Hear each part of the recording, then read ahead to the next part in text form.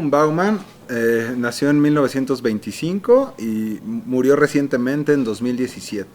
Es un autor polaco que nace en el contexto de la Segunda Guerra Mundial, en el que hay momentos muy turbios de la historia, y una de sus primeras obras son cuestiones relativas al Holocausto. Entonces él comienza a reflexionar en medio de todo este caos que estaba viviendo Europa en la Segunda Guerra Mundial. Y bueno, es muy importante esta parte del pensamiento del Holocausto, pero cuando empieza a desarrollar su pensamiento ya mucho más internacionalizado, es cuando él comienza a desarrollar ciertos conceptos acerca de los problemas que se producen en la modernidad. Los aportes de Bauman son diversos. Él escribe más de 50 libros, múltiples artículos, y para mí uno de los conceptos más importantes del autor también es el del Unsicherheit, ¿no? Desprotección, incertidumbre e inseguridad. Creo que a partir de esta palabra alemana, que se traduce como lo acabo de decir, se puede asir todo este problema que nosotros tenemos en el mundo actual, en donde realmente tenemos una gran incertidumbre sobre lo que va a pasar el día de mañana.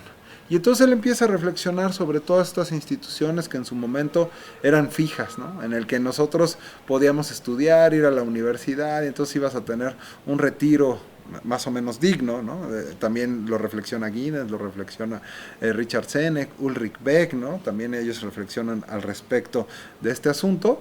Y Bauman comienza a reflexionar sobre esto y dice, bueno, ¿cuál es el papel del Estado en todo este contexto?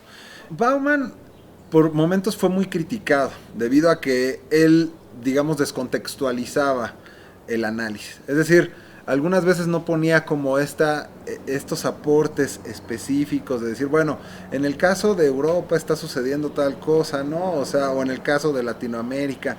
Entonces, digamos, él hace una reflexión teórica muy generalizada.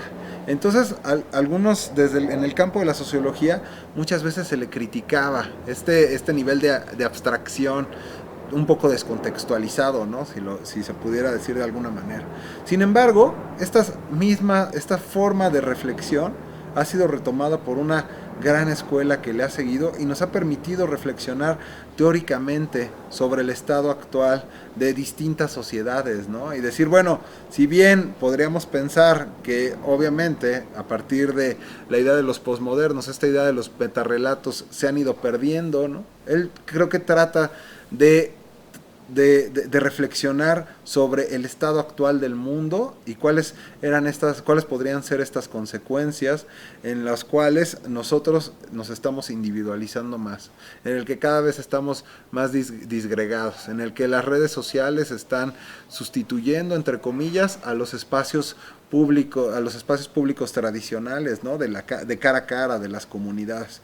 Y uno también de sus últimos aportes son, retomando a Agamben, son esta cuestión de las vidas desperdiciadas, ¿no? Que él le llama en un libro, ¿no? O sea, esta idea del homo sacer, de los refugiados, ¿no?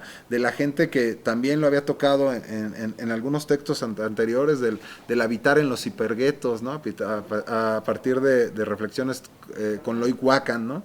Entonces, bueno, esta cuestión de realmente qué está sucediendo con estas personas que están en un estado de indefinición, en zonas grises, ¿no? En refugiados, gente que está viviendo en los hiperguetos, ¿no? O sea, que realmente no tiene la posibilidad de tener una movilidad social, no tiene acceso a la educación, al trabajo y menos a una pensión, ¿no? Entonces, ahorita estamos viendo, por ejemplo, ante la pandemia, todo este cúmulo de preocupaciones que Bauman ya había puesto sobre la mesa hace muchos años y que nos invitaba a reflexionar, y ante la pandemia este nivel de reflexión y este nivel de preocupación se acentúa cada vez más porque nos hace ver las deficiencias que nosotros tenemos como sociedad y las deficiencias que tienen la mayoría de los estados ante situaciones tan anormales como pudiera ser una pandemia, pero también ante el día a día, ¿no? Cuando no teníamos una pandemia,